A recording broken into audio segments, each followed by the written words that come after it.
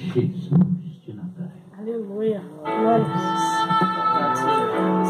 Era Jesus de Nazaré. E eu só entendi que ele era Jesus porque quando ele chegou com ela em casa, fez uma carta de alforria e deu ela. E deu um saco cheio de ouro e falou: vai embora. E vai viver sem trabalhar o resto da sua vida.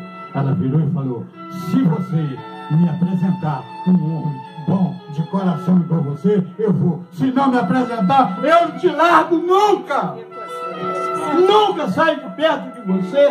Eu não te largo por nada. Glória a Deus. Aleluia. Louvado seja. Nem a morte, nem a doença, nem a fome, nem a nudez, nada me separa do seu amor.